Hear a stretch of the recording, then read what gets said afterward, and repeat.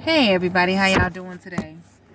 So, I'm gonna talk to y'all. I'm gonna try not to. I noticed on my videos, I be getting all into the conversation and I be talking loud, but I be in my car. I'm just myself. Like, whoever don't like it, I know, I understand, but this is who I am. I get a little loud, especially when I'm in a car. I feel like I'm having a conversation. So it's just me. I mean, that's all I can be is a me. But I am talking about something.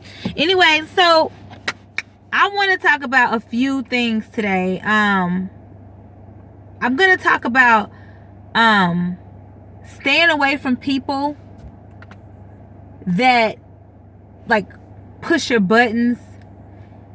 And I also want to touch on singleness. Like, I know I've talked about it before, but it's becoming a problem in our generation, and people not really fully embracing it and realizing that it is a blessing.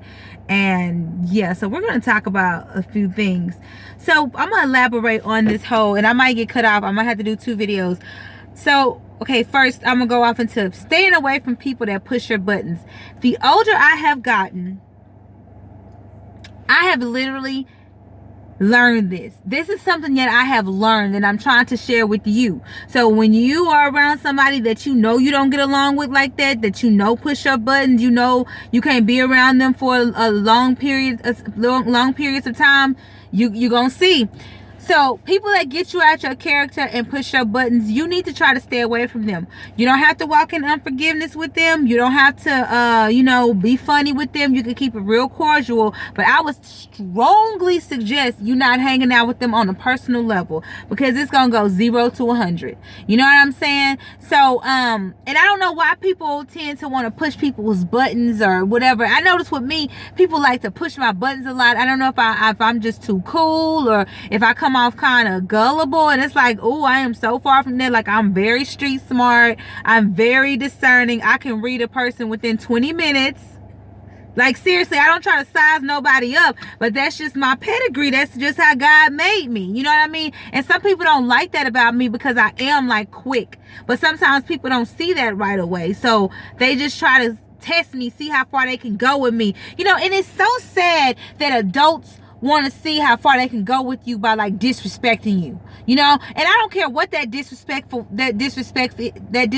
is. That can even be a spouse. That can even be somebody that your boyfriend, girlfriend, or a friend or family. Like, if somebody feel like they can talk to you any kind of way in front of people, or if people feel like they can cheat on you, verbally abuse you, attack you, physically assault you, or whatever the case may be, belittle you, those are some people that you might want to stay away from, because guess what? They don't respect you. And there are billions of people in this world that will respect you. You know what I'm saying? And another thing, a lot of people do this, they feel like because they're having a bad day or they're having a bad moment, they bring their problems with them. So they tend to take it out on innocent bystanders.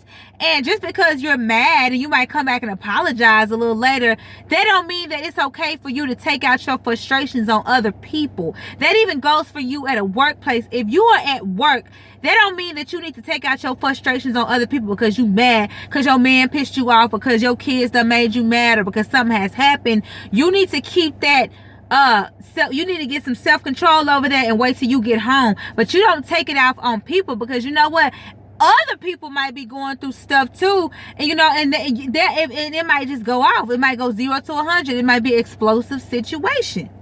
You know what I'm saying? So don't do that. If you are that person, you know what I'm saying? And if you're a person like me, it's good for people like me to stay away from people like that, because if people done did you like that a few times, couple of times, like they said, first time it's on them. The second, third time it's on you, because you have sat there and you have allowed it. You don't have to be beefing, or you don't have to be at odds with people all the time. But one thing about it is, you better show people how to treat you, because if you don't, they will treat you any kind of way. And if you don't have set no boundaries and no standards for yourself, they are going to continue to treat you like that. Mark my words. Do not go back and forth with people like that. You know what I'm saying? And that's even, you know, that's with family, that's in a relationship, that's especially boyfriend, girlfriend. I don't know about marriage. I feel like with marriage, if it start getting physical, I think you need to question that. If people start cheating on you, I think you need to question that. But if you ain't even married and people are disrespecting you or going out, you know, doing stuff that they're not supposed to do, or if you friends with people and they feel like they can come at you any kind of way, disrespect you, and you know, you need to like set some boundaries with them. You know, you know, warn them before destruction comes, because people love to test me, you know what I mean? And then when they see that other side, they be like, oh, okay, she kind of low-key, you know what I mean? But it's like, don't get nobody there, you know what I mean? Come at people right. Just come at people right. Yeah, we all human, we all mess up, but man, some of y'all grown enough to know that you shouldn't come at people certain kind of ways.